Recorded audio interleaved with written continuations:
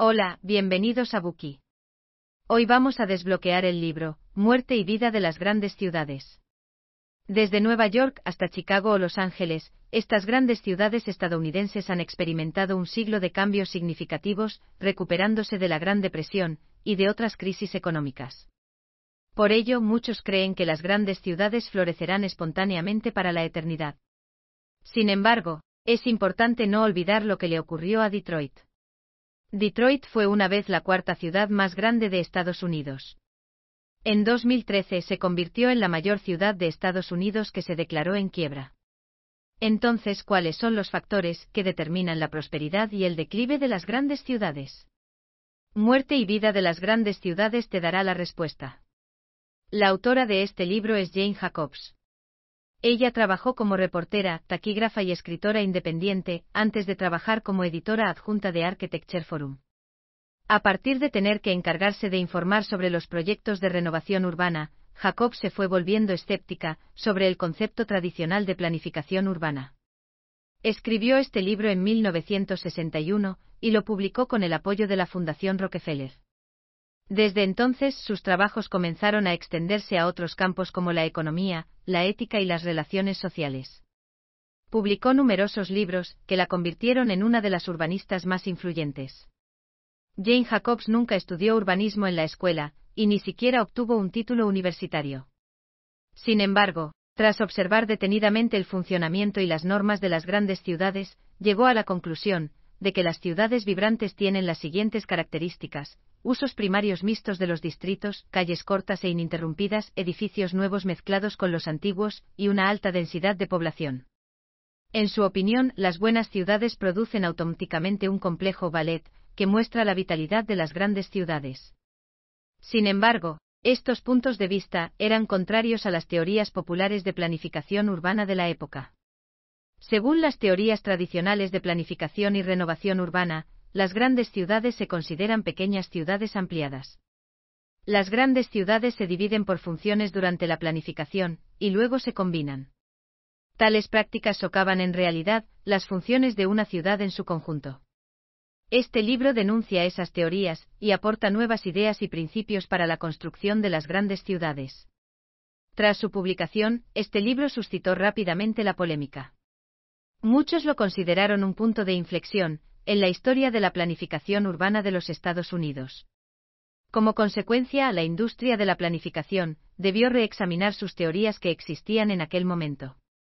Así, muchas de las ideas y principios mencionados en este libro se han convertido desde entonces en el contenido de los libros de texto de urbanismo en los países occidentales y en las normas generalmente aceptadas entre arquitectos y planificadores. Esto ha afectado a la dirección del desarrollo de la planificación urbana en Estados Unidos e incluso en el mundo. En este Buki extraeremos los puntos clave de este libro a través de las siguientes 3 partes. Primera parte: las características y la diversidad de las grandes ciudades. Segunda parte: las fuerzas de decadencia y renovación. Tercera parte: tácticas para revitalizar las grandes ciudades. Primera parte: las características y la diversidad de las grandes ciudades. En la primera parte, exploraremos el uso de las aceras, los jardines de los barrios, y los vecindarios de las ciudades. Jacob explicó por qué las grandes ciudades son entidades de usos mixtos, y por qué la diversidad es la característica natural más importante de las grandes ciudades. En primer lugar, conozcamos el uso de las aceras. Además de su función básica de ser un espacio de paso, las aceras ofrecen funciones de mantenimiento de la seguridad, contacto social, y asimilación de los niños a las normas sociales. A diferencia de los residentes de pueblos pequeños o suburbios, las personas que viven en las grandes ciudades ven a numerosos extraños cada día. Una persona debe sentirse segura cuando camina por la calle entre extraños, teniendo la confianza de que estos desconocidos no suponen una amenaza para su vida. Sentirse seguro debe ser una característica básica de una ciudad bien planificada. Mantener la seguridad de la ciudad es la tarea fundamental de las calles y aceras de la misma. Sin embargo, cuando se habla de mantener la seguridad en un espacio urbano, la mayoría de la gente cree que esa es una tarea de la policía. Sin embargo, una red de vigilancia pública es en realidad más eficaz. Esta red se establece proporcionando suficientes lugares públicos, como locales comerciales, plazas, tiendas y restaurantes, que estén abiertos por la noche. Dichos lugares deben estar dispuestos junto a las aceras, dando a la gente una razón para caminar por allí. No importa si es de día o de noche, la gente va y viene por la calle. Así, los residentes se convierten también en vigilantes de las calles, en las que viven y por las que pasan. Si alguien comete un delito en una calle tan pública, corre un gran riesgo de quedar expuesto. En consecuencia, es menos probable que la violencia se produzca en las calles, en las que los comerciantes y propietarios de pequeños negocios son firmes defensores de la paz y el orden. Son, pues, vigilantes de la calle y guardianes de la acera. En una ocasión, Jacobs presenció un incidente espeluznante en la calle. Desde su ventana, vio a un hombre que intentaba arrastrar a una niña de no más de 8 o 9 años. La niña se resistía a su tirón. Parecía que el hombre estaba engatusando a la niña, mientras fingía que le era indiferente. Los comerciantes y los habitantes de los alrededores también se dieron cuenta de la escena. Pronto el carnicero, el cerrajero, el frutero, el dueño de la lavandería, y otras personas de la calle, acudieron y rodearon al hombre, todos queriendo salvar a la niña. Sin embargo, resultó que el hombre era el padre de la niña. Independientemente de la conclusión del suceso, se demostró que esa red de vigilancia era más eficaz que la policía. Además, las tiendas y los pequeños comercios junto a las aceras ofrecen otra función, la del contacto social. Incluso en las grandes ciudades, la gente tiene una esfera privada. No es necesario abrir la puerta para recibir a los invitados, si se es reacio a hacerlo. Por otra parte, la gente quiere relacionarse con otras personas, especialmente con las que no conoce. Visto desde diferentes perspectivas, el contacto entre personas en la ciudad es beneficioso e interesante. Los residentes urbanos necesitan un canal regular para el contacto público, y el contacto social en la acera ofrece exactamente esa oportunidad. Basados en la confianza mutua, hay muchos momentos triviales de contacto público que ocurren en la acera, por ejemplo, comprar un periódico, tomar una taza de café en una cafetería y regatear con los clientes. Hasta cierto punto, todas estas actividades son una forma de contacto social. Los comerciantes se han convertido en una parte crucial del contacto social en la acera, porque difunden información interesante y ofrecen servicios complementarios a los residentes urbanos. Incluso actúan como amables casamenteros para los residentes que tienen aficiones similares. En lo que respecta al contacto social en la acera, son lo que Jacobs denominó personajes públicos. Los canales sociales que proporcionan los personajes públicos son difíciles de encontrar en comunidades rígidamente planificadas. Aunque estas comunidades tienen sus propios clubes, debido a la falta de vida pública, los residentes tienen que crear contactos a través de su propio esfuerzo y tratar de encontrar cualquier actividad, a través de la cual puedan interactuar con los vecinos. Por lo tanto, la gente tiene que hacer grandes esfuerzos para establecer puntos de contacto social. De lo contrario, no existiría un contacto social efectivo. Además, los dependientes de los centros comerciales planificados de forma convencional están demasiado ocupados, atendiendo a un gran número de clientes como para realizar su función social pública. Ahora hablemos de cómo la acera asimila a los niños en la sociedad. Aquí asimilar significa que los niños aprenden la responsabilidad pública de los adultos. Jacobs cree que en la mayoría de los casos, ese sentido de la responsabilidad se aprende de la gente corriente, que camina por las aceras de la ciudad. Los adultos indican a las personas que se han perdido la dirección correcta, y le dicen al propietario de un coche dónde debe aparcarlo para evitar que le multen. Los niños imitan y aprenden lecciones de cada movimiento que hacen los adultos. Así, algunas personas asumen la responsabilidad pública de los niños, aunque no sean sus parientes ni amigos de la familia. De este modo, los niños aprenden de ellos a asumir la responsabilidad pública. En el libro Jacobs habla de su hijo, que se beneficia de la responsabilidad social asumida por otros. Un día un cerrajero le advirtió que no corriera por la carretera. A través de esta interacción, su hijo aprendió una lección sobre la seguridad y el cumplimiento de la ley. También se dio cuenta de la responsabilidad que su vecino asumió por él, a pesar de no tener ningún vínculo con él. Después de aprender el uso de la acera, conozcamos la función de los parques de barrio. Los parques de barrio pueden conectar armoniosamente las diversas funciones de las zonas circundantes. Durante este proceso, los parques no solo añaden diversidad a una ciudad, sino que también devuelven algo al medio ambiente circundante. El papel que puede desempeñar el parque depende de la cantidad de gente que lo utilice. Los usuarios proceden principalmente de los edificios adyacentes. En general, cuanto más diversos sean los edificios circundantes, más usuarios tendrá el parque. En un mismo día, el parque acogerá a oficinistas, estudiantes, amas de casa, y personas mayores errantes en diferentes momentos, porque sus horarios diarios son diferentes. Solo así se podrá aprovechar al máximo el parque del barrio. A continuación, veamos el uso de los barrios de las ciudades. Jacobs piensa que los barrios de las ciudades pueden considerarse órganos de autogobierno. Hay tres tipos de barrios funcionales, a saber, la ciudad en su conjunto, las manzanas, y los distritos de las grandes ciudades. Estos tres tipos de barrios tienen funciones diferentes, pero se complementan entre sí de forma multifacética. La ciudad en su conjunto es la fuente de los fondos públicos. También es donde se toman las decisiones administrativas y políticas. El activo más útil de una ciudad es su integridad. Reúne a todas las personas con intereses comunes. Cada manzana tiene las funciones de mantener la seguridad, el contacto social, y asimilar a los niños. Aparte de eso, desempeña un papel crucial en el autogobierno, debe ser capaz de encontrar ayuda eficazmente, cuando se trata de problemas que no puede resolver por sí misma. De hecho, el éxito de estos bloques depende de lo bien que se solapen, y entrelacen entre sí. También depende de cómo se ayuden mutuamente a superar las dificultades sociales.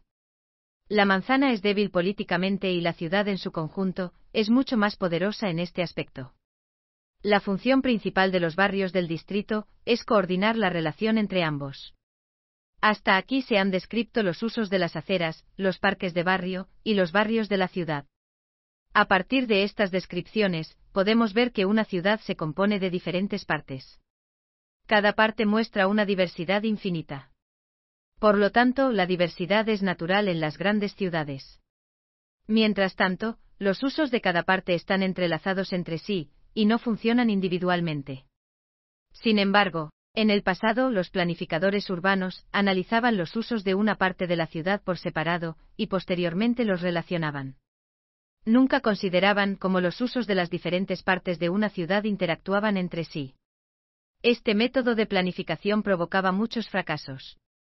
Además de malgastar recursos y dinero, conllevaba peligros ocultos, que conducían a la decadencia de una ciudad. Por ello, Jacobs propuso que para generar una rica diversidad en una ciudad, y asignar eficazmente los recursos, deberían cumplirse las 4 condiciones siguientes. En primer lugar, un distrito debe tener usos primarios mixtos para mantener un flujo suficiente de personas, que entren y salgan del distrito. En segundo lugar, la mayoría de las manzanas deben ser cortas. En tercer lugar, un distrito debe tener varios tipos de edificios. Dichos edificios deben variar en tipo, uso, condición y edad, y deben mezclarse entre sí de forma bastante uniforme. Por último, la población debe ser lo suficientemente densa, ya sean residentes o visitantes. La diversidad solo puede generarse en una ciudad, cuando se combinan las 4 condiciones mencionadas. Aunque los distintos distritos poseen diferentes características y formas de diversidad, la ausencia de cualquiera de estas condiciones obstaculizará el potencial de un distrito. Profundicemos ahora en las 4 condiciones. La primera es la necesidad de mezclar los usos primarios. Normalmente la gente utiliza las calles en diferentes momentos. Así que el uso primario de la calle debe ser diverso. La gente se siente atraída por un lugar determinado, debido a su uso primario, como los edificios de oficinas, una planta, y los edificios residenciales. Sin embargo, el uso primario solo puede crear un flujo de personas, durante un determinado periodo de tiempo. Por ejemplo, la gente se concentra en las zonas de oficinas cuando va a trabajar, almuerza, y sale del trabajo, mientras que las personas que utilizan las instalaciones recreativas aparecen por la noche y los fines de semana. Si un espacio cuenta con edificios de oficinas e instalaciones recreativas, la gente acudirá allí durante el día, la noche, los días laborables y los fines de semana. El extremo del centro de Manhattan en Nueva York es un ejemplo de lo contrario. Este distrito también incluye Wall Street. Aunque allí trabajan unas 400.000 personas, su industria de restauración y comercio minorista solía estar poco desarrollada. Los clientes visitaban estos comercios solo 2 o 3 horas al día, lo que supone unas 10 o 15 horas a la semana. Después del horario comercial y los fines de semana, el distrito era similar a una ciudad fantasma. Jacobs pensó que debían crearse lugares de ocio, cines y teatros de ópera, para cambiar esta situación. A juzgar por lo que vemos hoy, esta sugerencia fue muy acertada y útil. Hoy en día Manhattan es una gran atracción turística, y es realmente una ciudad que nunca duerme. A continuación, veamos la segunda condición, es decir, la necesidad de cuadras pequeñas. Las calles largas separan a los peatones de los propietarios de los comercios, mientras que las calles cortas permiten a los peatones girar fácilmente en las esquinas. Las calles cortas no solo proporcionan comodidad y libertad a los peatones, sino que también pueden contribuir a aumentar el número de comercios. Si una calle es demasiado larga, se puede construir una calle adicional que la atraviese. Así, la calle larga será menos aburrida. Por ejemplo, en Nueva York, el Rockefeller Center es un edificio emblemático. Ocupa 3 largas manzanas de este a oeste, entre la Quinta y la Sexta Avenida. Sin embargo, se construyó una nueva calle norte-sur dentro del Rockefeller Center. Esta calle es muy sencilla, pero mejoró en gran medida la conexión y la fluidez del barrio, haciendo que la larga calle ya no sea tan deprimente. En cambio, la calle 47, junto al Rockefeller Center, es una calle aislada. Las personas que pasan por las calles 47 y 48 están tan aisladas que parece imposible llegar a la calle siguiente. La necesidad de calles cortas es fácil de entender. Ahora conozcamos la tercera condición para crear diversidad en una ciudad, es decir, la necesidad de que haya edificios con distintas edades y estados de conservación. Una ciudad que tiene una mezcla de empresas de alto, medio, bajo y nulo rendimiento, es una ciudad con suficiente diversidad. Esto se debe a que la capacidad de estos distintos tipos de empresas para soportar los costes de construcción es diferente. Normalmente el coste de los edificios nuevos es más elevado. Por lo tanto, se necesitan varios tipos de edificios para satisfacer la demanda de los distintos tipos de empresas. Un distrito en el que los edificios nuevos se mezclan con los antiguos ofrece oportunidades a diferentes personas y empresas. Personas con diferentes preferencias y empresas con diferentes objetivos pueden existir y desarrollarse en el mismo terreno. Por supuesto, los edificios antiguos tienen inevitablemente sus propias desventajas, que vienen con su proceso de envejecimiento. Sin embargo, eso no significa que con el tiempo un distrito con edificios antiguos se convierta definitivamente en un lugar ruinoso y pobre. Si un distrito se está deteriorando, se debe más bien a que las empresas de éxito no realizan suficientes inversiones en él, lo que hace que no se reconstruyan y renueven los edificios del mismo. Por último, veamos la cuarta condición para la diversidad de la ciudad, la necesidad de densidad. Según la teoría de planificación convencional, los edificios de alta densidad se consideran la causa de diversos problemas y fracasos. En varios documentos de planificación urbana, solo se identifican los barrios marginales, abarrotados con zonas residenciales de alta densidad. Sin embargo, a través de sus observaciones, Jacobs descubrió que muchos distritos exitosos también tienen una alta densidad de viviendas. Hay al menos 100 unidades residenciales por acre de terreno. Entre estos distritos se encuentran Telegraph Hill, en las calles de North Beach de San Francisco, Rittenhouse Square en Filadelfia, Brooklyn Heights en Nueva York, North End en Boston, así como Greenwich Village, donde vive Jacobs. Por el contrario, muchos barrios marginales son zonas residenciales de baja densidad, que tienen un aspecto lúgubre.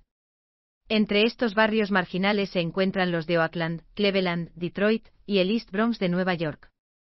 Una población numerosa es la fuente de vitalidad de una ciudad, ya que activan la diversidad de la vida de la ciudad.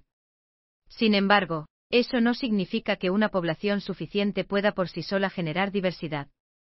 La población debe combinarse con las 3 condiciones antes mencionadas, a saber, usos primarios mixtos, calles cortas y edificios de distintas edades. Las 4 condiciones son necesarias para activar la vitalidad de un distrito urbano. Eso fue todo para la primera parte. Hagamos un resumen rápido. A través de la descripción anterior, hemos comprendido el uso de las aceras, los parques de barrio y los barrios de la ciudad. También hemos aprendido que la diversidad es una característica importante de las grandes ciudades. La diversidad se materializa en la demanda de las personas de diversos equipamientos básicos. 4 condiciones son necesarias para generar la diversidad y la vitalidad de las grandes ciudades: los usos primarios mixtos, las calles cortas, la combinación de edificios antiguos y nuevos, y la alta densidad de población. A continuación, veamos cómo declina y se renueva una ciudad. Gracias por escuchar. Compruebe el enlace de abajo para desbloquear el contenido completo.